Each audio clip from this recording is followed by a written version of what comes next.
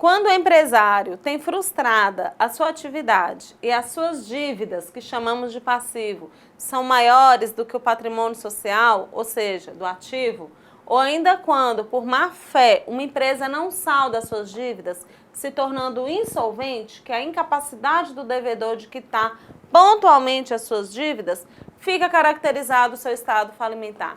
Tema da nossa aula de hoje. A conhecida lei de falência, que é a Lei 11.101 de 2005, regulamenta a recuperação de empresa e a falência do empresário e sociedade empresária. Embora seja comum chamar a lei de falência, né, a decretação de falência ela é utilizada apenas em último caso. Um dos principais fatores que levam a uma falência é a situação de crise econômico-financeira, apontando que o devedor não conseguirá honrar o pagamento das suas dívidas, sendo necessária uma negociação global de seus débitos com os credores. A falência é um processo, mas antes de se dar início a esse processo de falência, há uma fase pré-falimentar, que começa com o pedido de falência, continua com a resposta do devedor e termina quando o juiz, considerando os pressupostos de qualidade do empresário ou sociedade, né, e a caracterização ou não do estado de insolvência do devedor, denega ou decreta a falência.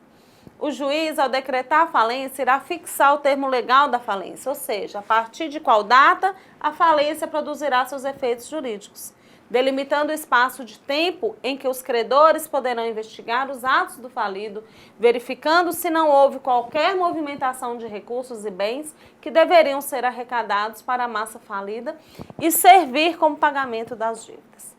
Havendo provas de fraude, mesmo em período anterior ao termo legal, qualquer interessado, qualquer credor, poderá ajuizar a ação revocatória, com o objetivo de anular as operações ilegais e trazer para a massa falida todos os bens e recursos eventualmente desviados. O juiz, ele irá afastar o administrador da empresa ou da sociedade, se estendendo também aos sócios, que se tornam inábeis para as atividades empresariais. E irá nomear um administrador judicial. É um profissional idôneo, preferencialmente advogado, economista, administrador de empresas, pode ser um contador ou pessoa juridicamente especializada, para assumir a administração da massa falida e quando o administrador judicial termina de quitar os débitos, realizando todos os pagamentos devidos aos credores, de acordo com as prioridades previstas no artigo 83 da Lei de Falência e Recuperação Judicial, quando ele paga, né, primeiro vai pagar os credores trabalhistas, por exemplo, ele irá prestar contas, né, e o juiz irá proferir a sentença de encerramento da falência. Quem poderá requerer a falência? A falência pode, né, em alguns casos, ela deve ser requerida pelo próprio devedor. E quando é o próprio devedor que solicita a falência, nós chamamos de autofalência. Mas quando também pode ser requerida pelos próprios cotistas ou acionistas da sociedade, pelo cônjuge sobrevivente ou até mesmo pelo herdeiro e também pelos credores. Mas para que isso seja possível, deverão versar sobre impontualidade, como, por exemplo, quando um título de crédito não é saldado pelo empresário na data do vencimento, ou até a prática de atos de falência, que se caracterizam nas seguintes situações. Por exemplo, quando o empresário ele lança mão de meios fraudulentos para realizar pagamentos, ou quando ele transfere o seu estabelecimento sem consentimento de todos os seus credores, dentre outras situações. A lei de falência não contempla todas as sociedades empresárias, excluindo da sua aplicação alguns tipos de sociedades e atividades empresariais, como as instituições financeiras públicas ou privadas, a cooperativa de crédito, o consórcio, a sociedade operadora de plano de assistência à saúde, a sociedade seguradora, a sociedade de capitalização, dentre outras entidades. Para elas não há hipótese de falência, e sim dos procedimentos denominados de concurso de credores, que estão previstos lá do artigo 711 ao 713 do Código de Processo Civil. É de ser observado que as sociedades simples, aquelas não empresárias que não adquiriram personalidade jurídica, bem como as sociedades de advogados, não estão sujeitas à falência. O juiz que processa a falência, ele será o juízo civil. É o juiz da comarca, onde estiver localizado o estabelecimento. E ele se torna o único capaz de decidir questões relativas àquela empresa falida.